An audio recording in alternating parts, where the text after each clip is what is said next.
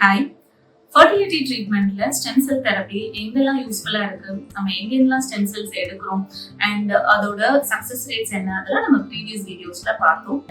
So how is the stem cell therapy practically done, இந்த வீடியோல நான் எக்ஸ்பிளைன் பண்றேன்.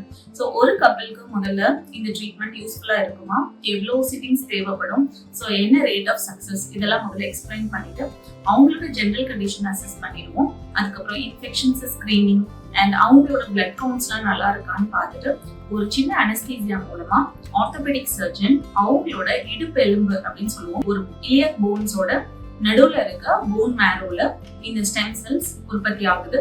ஸோ போன் மேரோ ஆஸ்பிரேட்டர் நம்ம ஒரு ட்ரிஃபைன் சிரிஞ்ச் மூலமா எடுத்துருவோம். அது ஒரு எக்ஸ்க்ளூசிவ் போன் மேரோ செப்பரேட்டர் இருக்கும். ஸோ அதுல தான் ஸ்டெம் செல்ஸ் செப்பரேட் ஆகும். அதுல இருந்து தான் நம்ம ஸ்டெம் செல்ஸை எக்ஸ்ட்ராக்ட் பண்றோம்.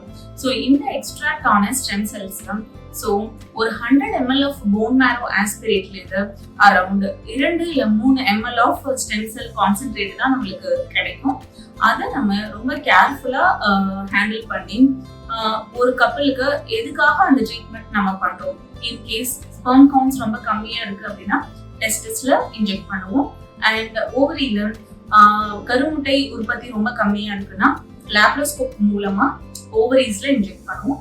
சம்டைம்ஸ் ரொம்ப தின்ன எண்டோமெட்ரியம்காக பண்றோம் அப்படின்னா ஹிஸ்ட்ரோஸ்கோபிங்கிற ஒரு கேமரா டிவைஸ் மூலமா ஸோ இந்த ஸ்டெம் செல்ஸை நம்ம எண்டோமெட்ரியம்ல இன்ஜெக்ட் பண்ணுவோம். இந்த ட்ரீட்மெண்ட்டோட ரெஸ்பான்ஸை அசஸ் பண்றதுக்கு ஒரு 2-3 வாரத்துக்கு அப்புறம் பேஷண்ட்டை ஃபாலோ பண்ணுவோம். ட்ரீட்மெண்ட்டுக்கு எப்படி ரெஸ்பான்ஸ் பண்றாங்கிறத பொறுத்து 2 அல்லது 3 சிட்டிங்ஸ் நம்ம பண்ணுவோம். இந்த சீரீஸ் ஆஃப் வீடியோஸ்ல ஸ்டெம் செல் தெரப்பி பத்தி நிறைய தெரிஞ்சுக்கிட்டோம். டிஆர்பினா என்ன, அது எங்கெல்லாம் யூஸ்ஃபுல்லா இருக்கு, நெக்ஸ்ட் வீடியோல நான் எக்ஸ்பிளைன் பண்றேன். இந்த மீன் டைம் அது ரிலேட்டடா உங்களுக்கு ஏதாவது சந்தேகங்கள் இருக்குன்னா டெஃபினட்டா கமெண்ட்ஸ்ல போஸ்ட் பண்ணுங்க, நாங்க உங்களுக்கு ரிப்ளை பண்றோம். தேங்க்யூ.